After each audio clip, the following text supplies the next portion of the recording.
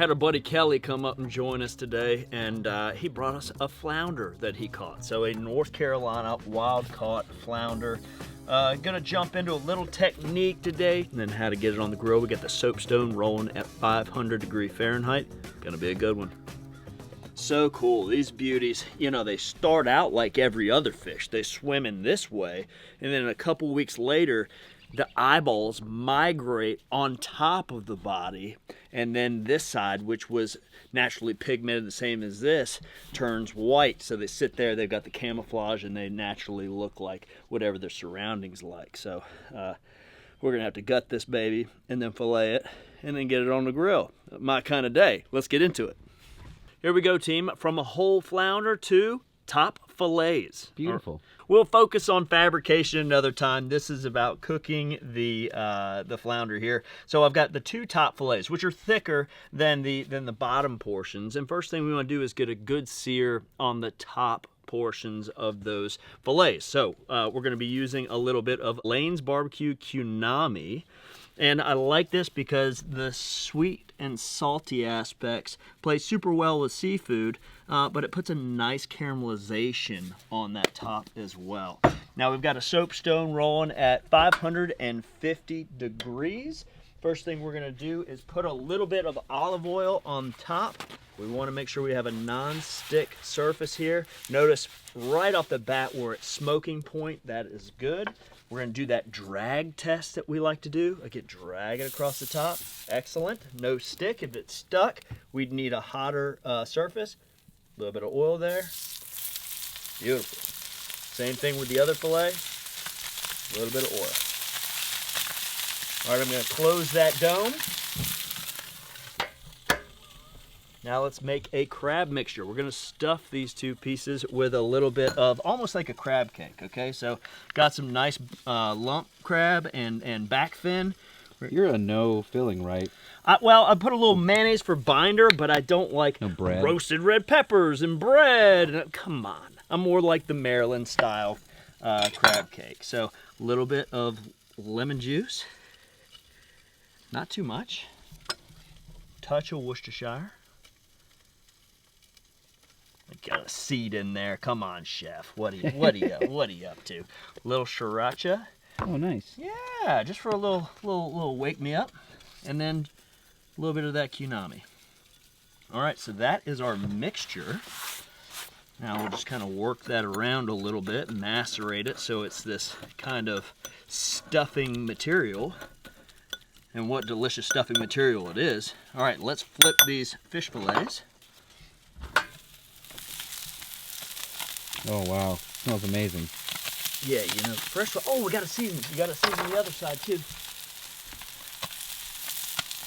And I bet you we've got a gorgeous sear there. Look at that. And look at that. This is the wider part. So my stuffing is going to go right on top of there. Oh wow, already? This is quick. We're ready to rock and roll, brother.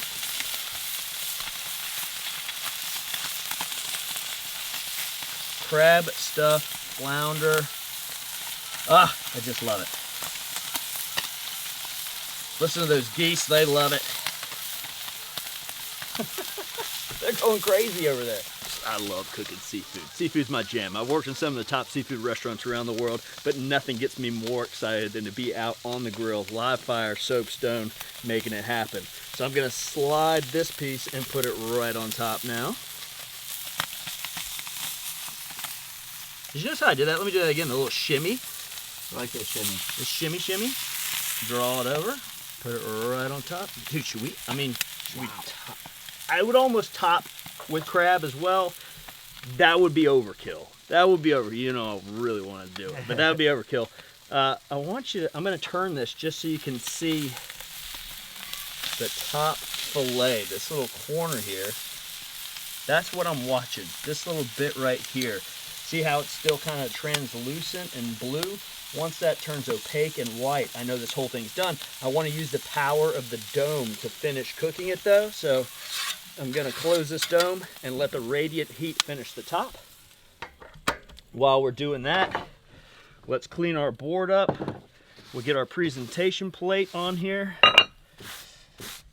And nothing crazy. I got a little teriyaki glaze that we'll put over top. You could do white rice if you wanted to.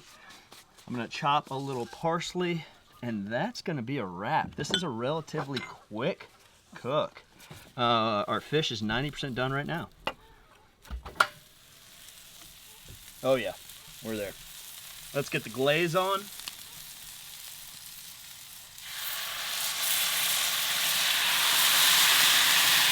Wow. Bring our plate over. Might be in the way, isn't it? Again, shimmy.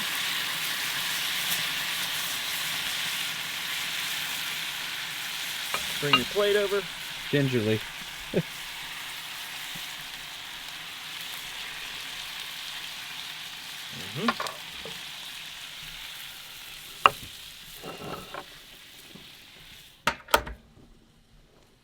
Sorry guys, I hate stuff on the rim. I really do.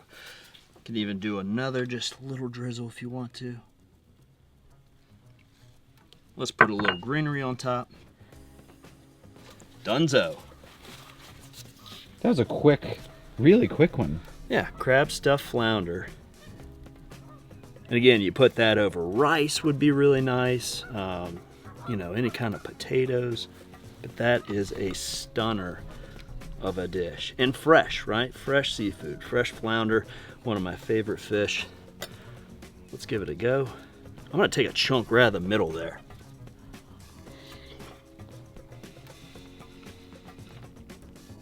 That's what I've been missing. Luxurious, fresh, simple, quick. You know, that from start to finish, even with filleting the fish, we're under 10 minutes there. Okay, so super fun, easy meals off the grill.